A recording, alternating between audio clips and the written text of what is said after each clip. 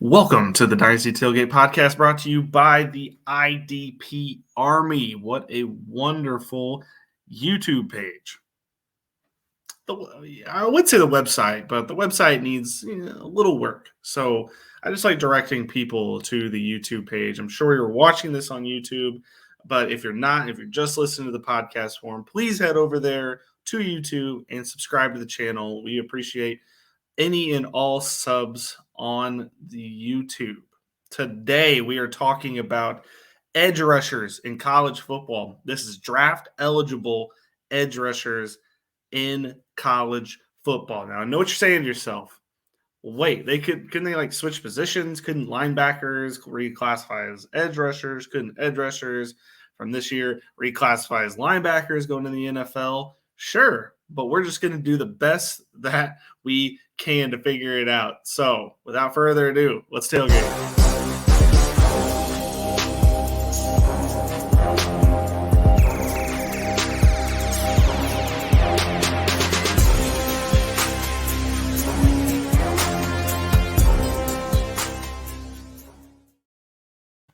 All right, welcome back. So we are going to talk edge rushers today. So before I get to all that, I do have to make a note, and I'm just going to, off the top, just apologize to Bomber from the IDP Army because Ainias Smith was arrested with an unlawful weapon, weed in the car. And it happened last Wednesday. I recorded on Tuesday. It happened Wednesday morning is when he got arrested. So I haven't had a chance to actually say it on here yet. And Bomber put in our IDP chat that he took Ainias Smith in a Devi startup league. And I feel bad. Maybe let's Google the name first, Bomber. I'm just saying, let's just check and make sure there's nothing going on with him, injury related or whatever. But yes, so just to make an addendum to the earlier Ainias Smith for Texas A&M. So does this take away from his talent? No. Does this mean he's going to get suspended for part of the year? Probably. But I just think that you need to know these small details because this will move him down my list. I had him as one of the top 10 wide receivers to watch in college football this year. I am slightly a little bit more concerned because I'm not saying that this will take him out. I'm not saying this will be the death blow to him because he's been a good wide receiver / running back for his entire career at Texas A&M. And this was a year that he was going to get to show himself as a senior. But it's something that we all need to know. So that'll be something that I'm watching this year. And just so you all have the news of the day that happened. So, it's okay. We move on. Edge rushers. So with our first, I was going to get to the first one because we need to get him out of the way because everybody's going to be like, oh, you're just going to have a slobber fest about Will Anderson. But sometimes, you just got to give credit where credit's due. And so the first person on this list, of course, is Will Anderson Jr. from the University of Alabama. 6'4", 235 pounds, 101 tackles last year, 31 tackles for loss, 17 and a half sacks, led the nation in sacks last year. He's just a preeminent edge rusher. He would have been the number one pick this year because an edge rusher went number one, and Will Anderson versus Trayvon Walker is hilarious to even try to compare the two because Will Anderson is it's like drafting Myles Garrett. That's what I've been saying to everyone that's been following our IDP Army Alpha chat. If you went into that, hit up Jordan at 50 Shades of Drunk, and you can get in there because we talk college football a smidge as much as Jordan will allow in that chat. And we have been talking about Will Anderson in there, and this player is Myles Garrett. I mean, he is. I know that Jordan hates when I throw around Apex Predator, but that's what we're looking at here. He has the size, he has the speed, he has the football knowledge to put himself in the best positions to get any and all tackles. He's always got a nose for the football. He's always got the playmaking skills, and you're just not going to stop him with the simple O-lineman. Now, he's going to have his adjustments, his growing pains getting to the NFL a little bit, but I don't think it's going to be much at all, really. I honestly don't. I think that he's going to come in and be dominant right away. And I just, for that reason, he's the number one. I don't want to spend too much time on him because, believe me, I'm going to beat this horse to death by the end of, the college football season because we're just going to watch someone special this year. He was 5th in the Heisman voting last year. Like 5th in the Heisman voting. He was a defensive player, a sophomore at that. He wasn't even eligible to be drafted. I don't know what else to say. The kid's amazing. He's going to be one of the best defensive players that we've had in some time. I think in any dynasty draft that you have IDP with, he's going to have to be in the top 8 consideration. I mean, this is a cornerstone for your IDP team right here. Like you're going to get him, and he is going to pay dividends for years to come. If you like having Myles Garrett, if you like having TJ Watt, if you like having those players on your team, I think we're looking at a guy that has that similar skill set, and a guy that will be whatever team he ends up on is going to have a defensive player to build around for the next 10 to 15 years. And it would have something would have to be bizarre to happen this year to where that wasn't the case. And I don't see anybody else on this list being able to reach up and just get to Will Anderson. I really don't. He would have been the top pick for the last 4 or 5 drafts. It's crazy to think about. I mean, maybe maybe not first overall every time, but definitely the first defensive player taken overall. And so for that reason, I'll just get off of it. Will Anderson, number 1, not going to leave the number 1 spot. Even if he has the most down year of his career, which would be shocking enough, I'm still not going to move him down this list. LOL if you're going to catch me trying to be the hot take guy that puts somebody else ahead of Will Anderson. So for that reason, Will Anderson, number 1. Moving on, Nolan Smith from Georgia. So Georgia had a dominant defense last year. All-timer, in my opinion. I mean, some people could say there were better defenses in the 90s or the 80s, whatever.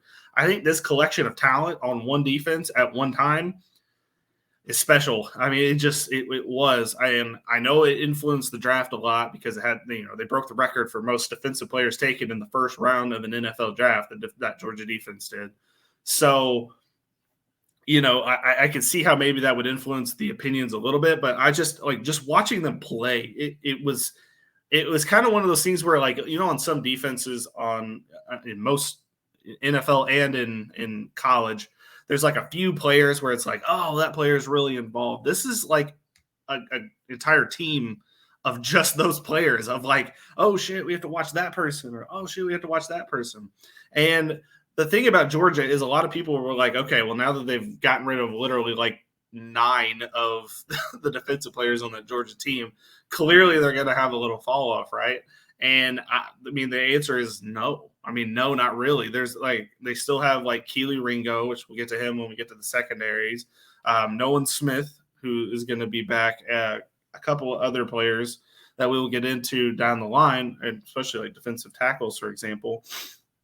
But it's just that these players, it's not that they couldn't find the field. It's just they were that, they're that good of a team. So Nolan Smith, 6'3", 235 pounds, 53 tackles last year, 8 tackles for loss, 4.5 sacks. And, before you say okay, well, stats aren't that good, the entire Georgia defense's stats, weren't that good, quote unquote, because all of them were so involved. So all of them, a lot of alpha males that, had to get theirs. So, of course the numbers aren't going to jump off the page. He also wasn't a starter. He was a rotational player. Now he'll be fully immersed in that team. And Nolan Smith's going to be something that you're going to want to grab as the second person down on the list. And, going into the season, I think he is the guy. I think he's the person that will be leading that Georgia defense and, take over for Nakobe Dean, who went to the Eagles this year.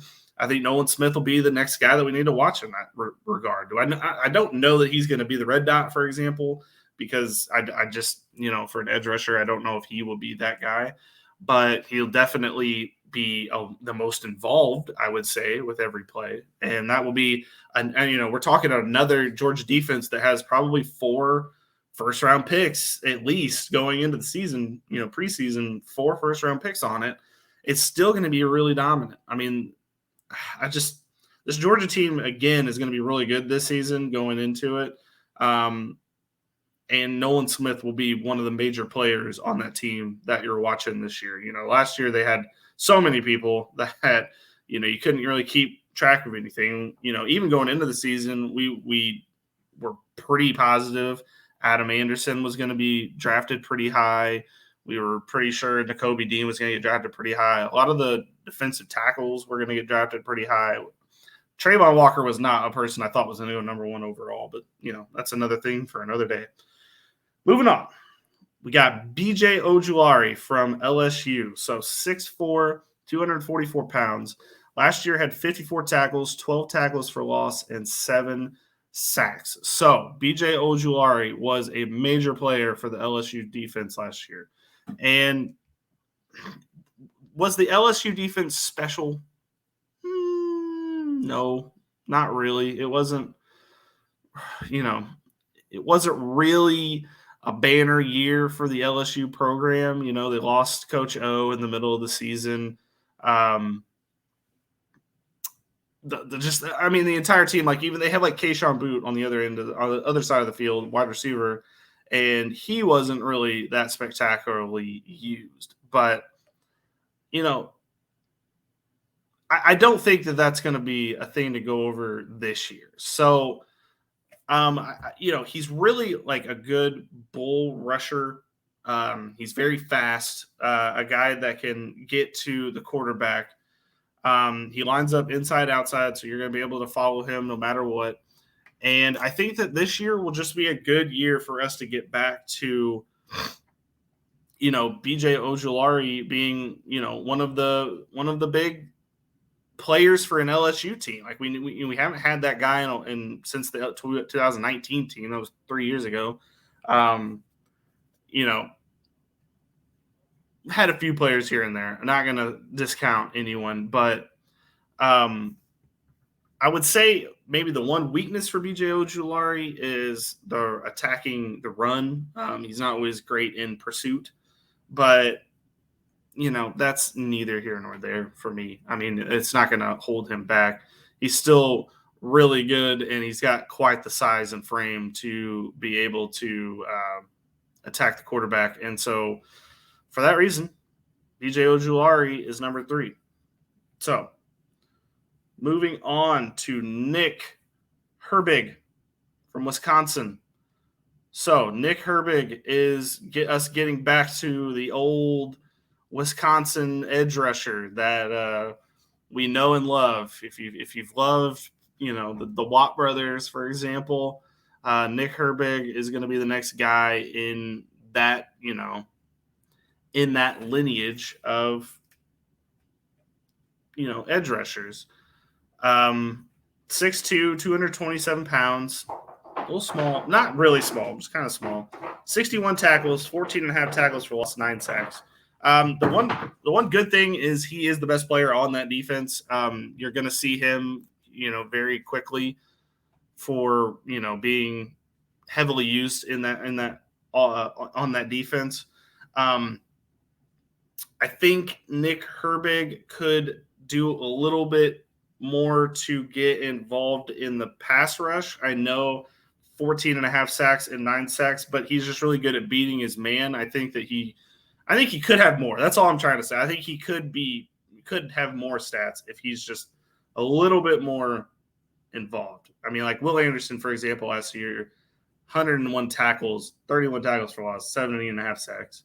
I still think even Nick Herbig with his 61 tackles, 14 and a half tackles for loss, and 9 sacks could have been closer to those numbers if he was a little bit more involved in the pursuit.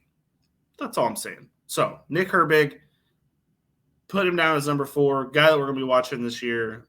Moving on to Andre Carter for the Army, no less. So this is a very interesting prospect here. I really, first of all, didn't play his freshman year. Did not. 6'7", 260 pounds. He had 41 tackles last year, 17 tackles for loss, and 15 and a half sacks. Second most in the nation, just behind Will Anderson. We've never seen a player in the Army get drafted this high, I don't think. Now, that would be something I would love for somebody to check me on. If you want to check me on that, put it in the YouTube comments, because I don't think off top of my head that there's ever been an Army player that's perhaps going to be in the first round of the NFL draft. But it's hard to argue with that size and frame. 6'7", 260 pounds, and he can move that well. The one argument you would have for the Army is a lot of people, like to ground and pound against them. They just have a really weird defense. But he's a special player on that defense. And, the only – okay, so here's the weird thing about the servicemen is that once they get drafted to the NFL, they have to, apply to get into the to be off their base to go to the NFL.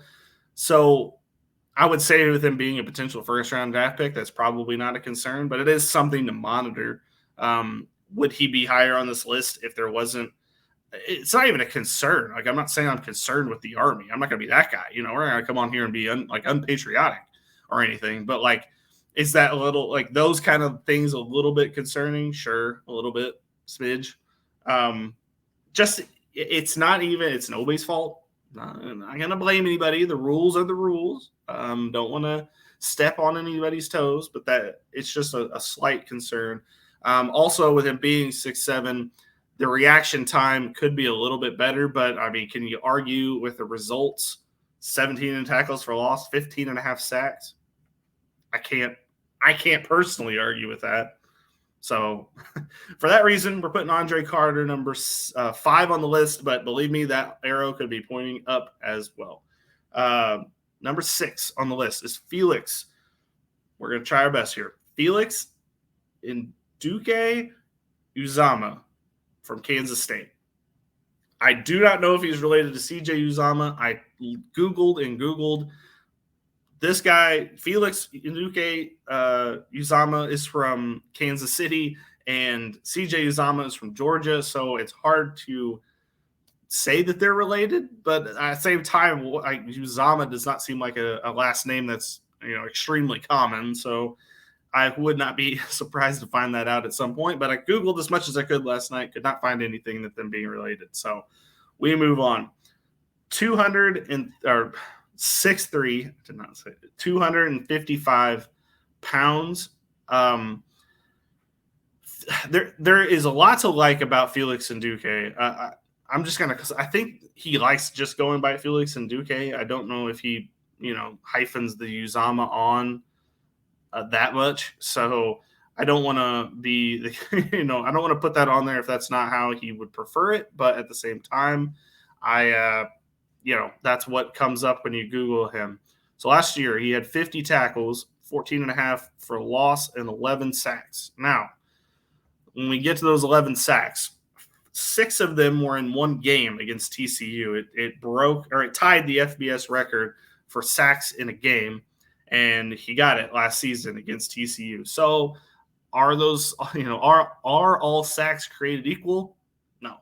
Did he have an amazing day against TCU? Sure. But he also forced 6 fumbles. I think I could give you that evidence, and you'd be like, "Oh, okay. Well, that I could take that on my team." The ceiling is high for him. The floor is he's at Kansas State. He's at least, their defense hasn't always been top tier, but it has been good, and for that reason, I think that he could be good at the next level. I still think we're looking at a potential 3rd round pick here. So you got to manage expectations a little bit. But at the same time, I'm not going to blame anybody for taking him. He's a good player. And he did break the record for sacks in a single game last season. So I don't, I'm not going to fault anybody for doing that. Okay. From here on out, we're going to be in the we'll see category, because these either I have a problem with them or they're a D tackle and they might become an edge rusher, and that I'm just kind of banking on. So the first person on this list is number 7. Number 7 on the list is Isaiah Foskey from Notre Dame. 6'4", 257 pounds, 52 tackles last year, 9.5 tackles for loss, and 10 sacks. He's currently listed as a D tackle / DE. He's got the defensive ends and DT designation. He was good. He's really good at pressuring the quarterback. He wasn't always, obviously wasn't always lined up to be, the preeminent edge rusher for Notre Dame, but they do have a new coaching staff in there. Their defensive coordinator became the head coach, so I, definitely can see that he might be able to get a little bit more focused attention this year. And I think that they might actually move him to defensive end, which would make him better for the overall defense. So that's Isaiah Foskey. Number 8, Myles Murphy, Clemson. He's also a D tackle. 6'5", 275 pounds, 39 tackles, 14.5 tackles for loss, 8 sacks last season. Preeminent defensive tackle last year. Obviously, you're going to need him to probably shed 10 to 15 pounds for him to be able to compete at defensive end.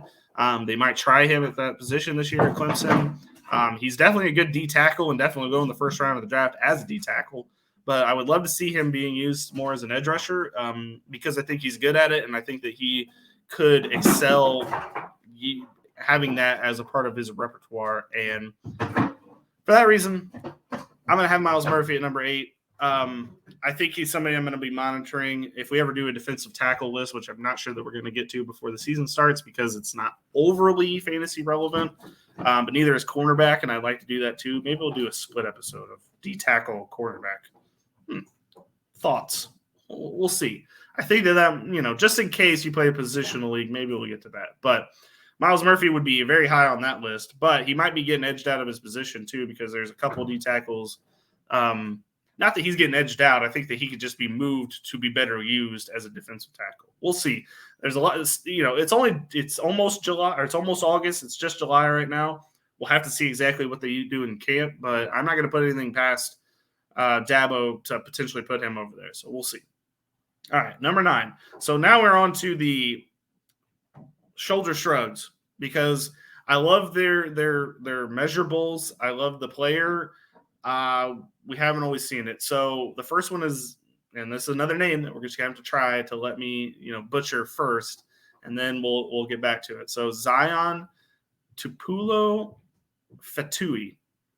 Fetui. I don't know. Fetui. If you knew how to say that better, I applaud you. He's from Washington. So for most people on their list, they have him. I've scoured every list on the internet, and a lot of people have him as a top 4 edge rusher going into the season as potential drafted first rounder potentially. I am a little bit more cautious than that. I'm putting him at number 9. So his first year, not very memorable. 2020, he played, was very good in 2020. Very good. And we thought going into 2021, and I think this was collective, going into 2021, he was going to have a breakout season, and that was going to be the year that we finally saw what we needed to see, put him at the, as one of the top edge rushers in college football. And then he ruptured his Achilles in April of 2021 last season and was obviously out for the entire year. He's 6'4", 260 pounds, has not played since 2020. A lot of people love the measurables. They really are projecting him to be exactly what, he was going, like the trajectory was coming off of 2019 or 2020. I don't know. I'm just going to have to be more cautious. Here's the thing. I just got to be real with the people out there. I have to be honest, and I have a tough time putting him up there knowing that this ruptured Achilles is a tough injury to come back from. It's not exactly like, your burst is going to be 100%. I have a lot of questions. It's something we're going to have to monitor this year. I'm really hopeful that he can put it all together. He can be someone that can get back to what he was supposed to be when he was coming out. And I don't think that I don't have a problem with people putting him up there in the top 4. I really don't. I just, with everybody here that's listening to this and potentially watching this, I just have to be honest with you. I don't love it. An Achilles rupture is something that I am not, you would not do that in your regular dynasty league. So it's hard for me to be that honest. But then again, if he comes out this year and absolutely slaughters it, I'm going to end up being the dumb one on that one. But we're going to start the season. How about we just do that? We start the season with caution, just a little bit of caution, just because I'm not sure. So for that reason, he's number 9 going into the season. I can't put him fully out of the top 10 because there is still that hope. There is the hope that he will be the exact same player that he was, but he probably will not. All right, on to number 10. And this is a wild card for all wild cards, and that's Zach Harrison of Ohio State. 6'6", 268 pounds. He had last year at 25 tackles, 6 tackles for loss, 2 sacks. And you're like, wow, that is not a very impressive storyline. But then again, that's been the problem with Zach Harrison his entire career at Ohio State so far. He just has not been the guy that they thought he was going to be when they drafted him. LOL. When they recruited him to come there, they thought he was going to be the next, the next Bosa, the next Chase Young. He was going to follow that trajectory, and that's exactly the kind of player he was going to be. But it's been 3 not very banner years for him at Ohio State so far. This year, things could change. He's got the size, 6'6", 268. That's definitely, obviously with the frame of 6'6", 260 is completely fine weight to have, like for an edge rusher. So I don't necessarily think he is in any trouble or any bad. Like everything is set up for him to have success. Like that's the thing. It's all on him this year to prove whether he is going to be the guy who, and I'm predicting Ohio State to be very good this season. And I don't think you get that amazing Ohio State season if he doesn't have an amazing year this year. I don't think I have any. I don't really have any real problem with him other than he's just not shown what he can do. Like we just haven't seen the full Zach Harrison experience. I don't think we'll see, but I don't think.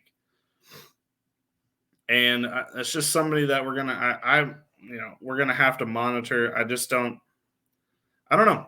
I mean, he profiles like Montez Sweat for Washington. Like that's kind of who he should be. Like size wise, the way he moves, the way he is, that should be anything. I mean, I don't know. He's probably going to go early in this draft. It's going to take me a minute to fully believe. I believe, that he's going to be good. Okay. So I only have one more name. This is a little bonus extra at the end. And it's just because, I would love to see, him come back from injury, and that's Durell Nchami from Maryland. So he played. He tore his ACL in 2019. He had a setback in 2020. He did not fully have, in 2021, he really showed what he could do. And I think we were all kind of excited for him. And then he needed to have an injury. He had another injury against Ohio State this last season. And so that kind of was a major setback as well. The thing about him is that he is going to be very good. Like he's going to be very good if he can stay healthy. If he can stay healthy. If is the big word there. So, does he profile as an amazing edge rusher? Yes, he is. And he's going to be good if he can stay healthy. But if is the major word with him. So we're going to be watching that at Maryland this year. He's a redshirt senior. So, that means he's been around a while. I'm just saying. But at the same time, I think we'll give him the benefit of the doubt. We'll see what he can do. Does not mean he is necessarily dead. He is just, coming back. And he was good last season until he got hurt again. Like, he was good. So it's not like we haven't seen it. It's just we need to see him stay healthy, and that's all. So got to at least put him on the list in the honorable mentions category. I got to, we got to have at least honorable mentions. It wouldn't be this podcast if we didn't give an honorable mention. So we'll just go over the tiers real quick of the players in this. So Will Anderson, number one. He is somebody that you could take in your dynasty draft as the number one pick, a first round pick in your dynasty draft. Number one, tier one.